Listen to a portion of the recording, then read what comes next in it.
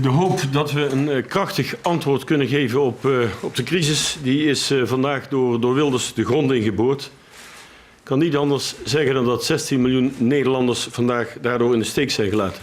De PVV schrok op het laatste moment terug voor de consequenties van de afspraak die we 1,5 jaar geleden met elkaar hebben geformeerd, bij de formatie hebben geformuleerd. Namelijk om ook bij tegenwind en in moeilijke omstandigheden orde op zaken te stellen. Ik kan niet anders concluderen dan dat het in die partij uiteindelijk aan politieke wil ontbrak.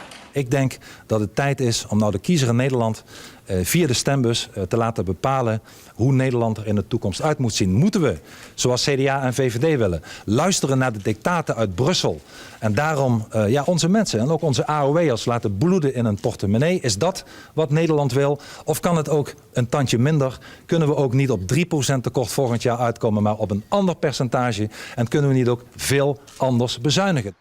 Frieske politici reageren benamen verrast en verdeeld. Dat de onderhandelingen in het Katshuis na zo'n weekend op een sneunte midje stikken rennen.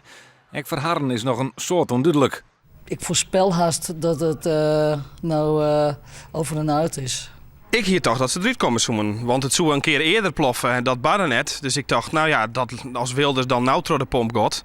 Maar blijkbaar rent er toch van wij wanneer het moeilijk wordt. En in de politiek zit je net omdat de dingen makkelijk binnen. Dan komt het erop om wanneer het moeilijk is. Ja, de mat bezuinigen worden, daar is iedereen het over eens. Alleen nog de manier waarop het gebeuren moet, daar verschillende meningen over. En wat er nog gebeuren moet, ik denk dat het nog heel prematuur is om het daarover te gaan. Ik denk dat ze als minderheidskabinet maar even trok in matten. Ik ben er net echt positief over dat het nog met de partijen lukken zal om dit vlot te trekken. Er zal deze partijen, de CDA en de VVD, toch maar een heel hoop programma komen moeten.